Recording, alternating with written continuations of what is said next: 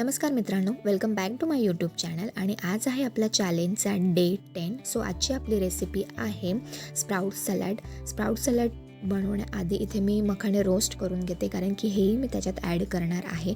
आणि स्प्राउट्समध्ये मी यूज करते मूग आणि मठ. सो जे काही स्प्राउट आहे ते मी कच्चे यूज नाही करत. सो आधी आपल्याला छान ते तेलामध्ये आणि जिरं मोहरीच्या फोडणीमध्ये कांदा घालून छान मस्त आपल्याला ते सॉते करून घ्यायचे, कारण की ना त्याच्यात एक पाणी असतं, मॉइश्चर असतं. सो जेव्हा पण आपण हे सॅलड बनवतो ना ते कच्चं लागतं, त्याच्यामुळे ते लागू नये म्हणून मी नेहमी काय करते, मी हेच करते की ते छान सॉते करून घेते. कांदा वगैरे, जिरं मोहरीची फोडणी देऊन थोडंसं मीठ घालून, जेणेकरून त्याची टेस्ट आहे ना अजून छान येते. ते सलाड आहे ना आपल्याला खाताना कच्चा वगैरे लागत नाही म्हणून. सो बघू शकता इथे मी टोटली ड्राय करून घेतलेला आहे.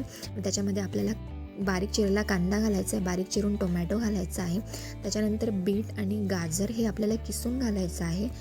त्यानंतर याच्यात आपल्याला शेंगदाणे घालायचे. शेंगदाणे हे टोटली ऑप्शनल आहे. सो इथे रोस्ट केलेले आपण मखाणेही घालणार आहोत. त्यानंतर इथे आपल्याला डाळिंबाचे दाणे घालायचे आहे. त्यानंतर थोडंसं लाल तिखट घालायचं आहे, थोडंसं मीठ घालायचं आहे, कारण की मीठ आपण आधी सॉते करायच्या वेळेस यूज केलं होतं म्हणून मीठ इथे थोडंसं घालायचं आहे.